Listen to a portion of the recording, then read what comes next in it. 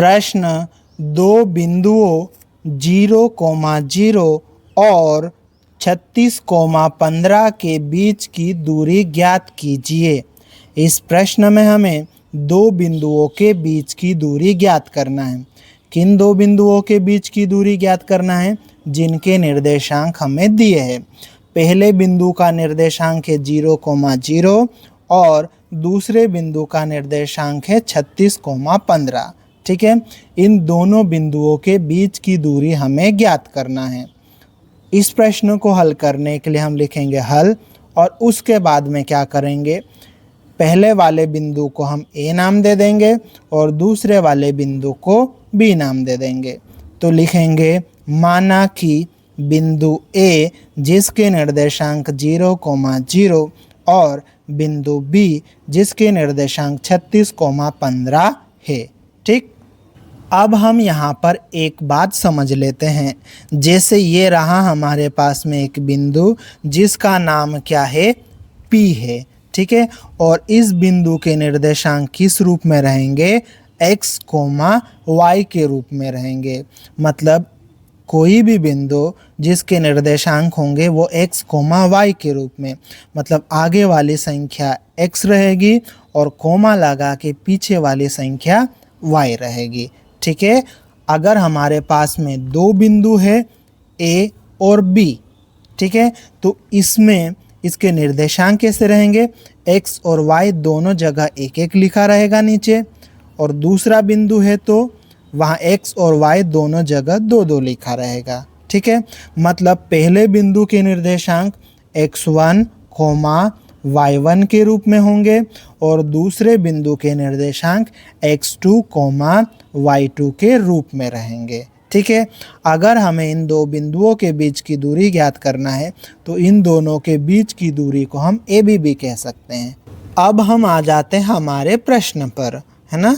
तो लिखेंगे हम यहाँ पर, और ये लिखने के बाद में x1, y1, x2, y2 का मान निकालकर हम यहाँ पर लिख लेंगे। ठीक, पहला बिंदु जो होता हमारा उसके निर्देशांक x1, y1 होते हैं।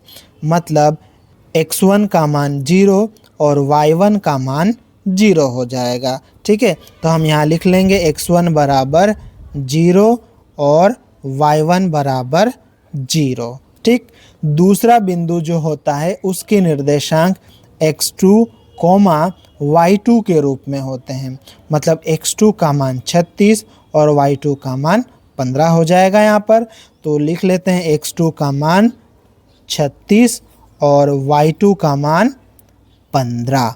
ठीक, यहाँ पर हमने x1, y1, x2, y2 का मान निकाल लिया है। ठीक है, हमें यहाँ पर दो बिंदुओं के बीच की दूरी ज्ञात करना है। तो हम दो बिंदुओं के बीच की दूरी ज्ञात करने का सूत्र लिखेंगे, जिसे हम दूरी सूत्र भी कहते हैं। ठीक है, तो हम यहाँ लिखेंगे अब दूरी सूत्र।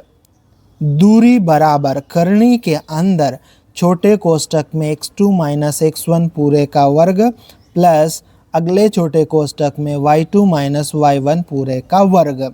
ये रहा दूरी सूत्र जिसको हमने लिख लिया है। ठीक है, अब इस सूत्र में हम x1, y1, x2, y2 का मान रखेंगे और दो बिंदुओं के बीच की दूरी ज्ञात करेंगे।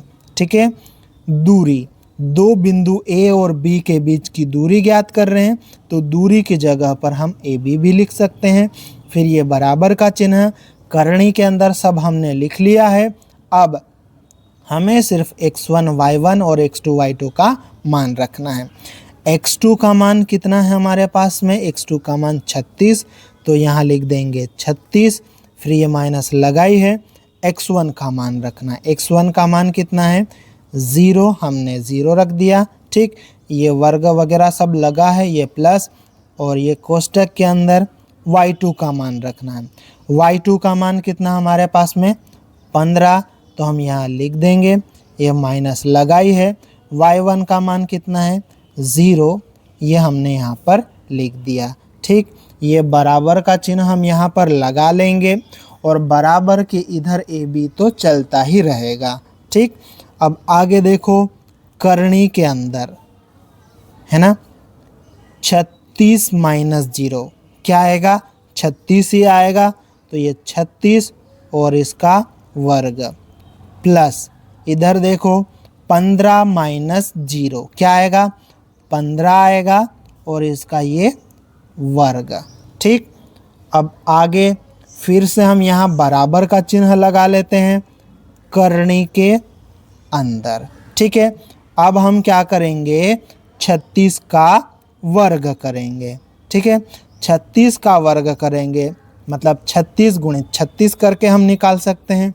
36 का गुणा 36 में करेंगे या 36 का वर्ग निकालेंगे तो कितना आएगा, 1296। ठीक है, प्लस फिर 15 का वर्ग निकालेंगे, है ना, 15 का वर्ग करेंगे तो कितना आएगा, 225। ठीक है, अब आगे ये बराबर का चिन्ह हम लगा लेंगे। ठीक है, फिर करनी के अंदर, है ना, 1296 प्लस 225, 1296 में 225 को हम जोड़ेंगे तो कितना आ जाएगा, 1521 आ जाएगा। ठीक है, अब हम क्या करेंगे, 1521 का वर्गमूल निकालेंगे, है ना। तो 1521 का वर्गमूल निकालना है तो हमें 1521 के अभाज्य गुणनखंड करने होंगे। ठीक है, तो हम क्या करेंगे, इस तरह से हम लाइन खींच देंगे। ठीक है, फिर इस तरह से एक और लाइन खींचेंगे। अब यहाँ पर क्या लिखेंगे, 1521 और 1521 के अभाज्य गुणनखंड करेंगे तो देखो इसका आखिरी इकाई अंक 1 है, मतलब ये विषम संख्या है तो ये 2 के पहाड़े में नहीं आएगा। तो हम 3 के पहाड़े से भाग लगाकर ट्राई करेंगे कि पूरी तरह से विभाजित हो रहा है या नहीं। ठीक है, अलग से हम ट्राई कर सकते हैं पर ये 3 से भाग चले जाएगा तो हम डायरेक्ट लगा देते हैं। 3 के पहाड़े में 15 आता है, कितनी बार में, 5 बार में। ठीक है, 15 आ जाएगा। फिर ये 3 के पहाड़े में ये 2 नहीं आता है तो 2 और 1 को साथ में लेना पड़ेगा। तो 2 अंकों को हम साथ में ले रहे और बीच में साथ में ले रहे तो क्या लगाना पड़ता है, 0 लगाना पड़ता है। 3 के पहाड़े में 21 आता है, कितने बार में आता है, 7 बार में। ठीक है, फिर हम फिर से लाइन खींच देंगे, ये भी विषम संख्या है, ये भी 3 से ही जाता है। ठीक है, तो 3 लिख लेते हैं।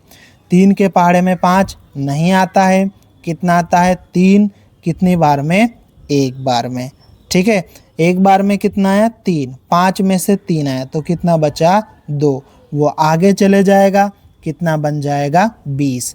3 के पहाड़े में 20 नहीं आता है, कितना आता है, 18, कितनी बार में, 6 बार में 18 तो 20 में से 18 आया है तो कितना बचा, 2, वो आगे चले जाएगा। 3 के पहाड़े में 27 आता है, कितनी बार में, 9 बार में, है ना। तो यहाँ 9 लिख देंगे, फिर से लाइन खींच देंगे। अब ये 169 है ना, ये किसके पहाड़े में आता है, 13 के पहाड़े में, है ना। कितनी बार में आता है, 13 बार में आता है ना, क्योंकि 13 का स्क्वायर, 13 का वर्ग हमें याद है। फिर ये 13 किसके पहाड़े में आएगा, 13 के पहाड़े में, कितनी बार में, 1 बार में। ठीक, 1 आ गया, मतलब 1521 के अभाज्य गुणनखंड हमने कर लिए। तो यहाँ बराबर का चिन्ह लगा लेते हैं, करनी के अंदर हम इसके अभाज्य गुणनखंड लिख देंगे।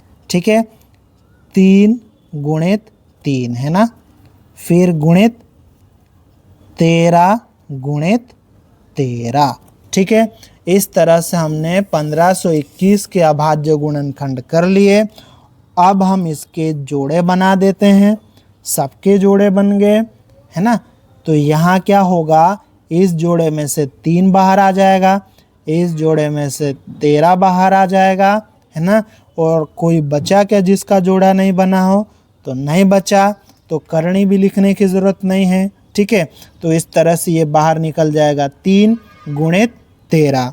अब हम क्या करेंगे, बराबर का चिन्ह लगा लेंगे, 3 और 13 का गुणा करेंगे तो कितना जाएगा, 39। ठीक है, ये क्या हमने निकाला, दो बिंदुओं ए और बी के बीच की दूरी ए बी बराबर 39 मात्रक, है ना। और यही हमारा उत्तर है।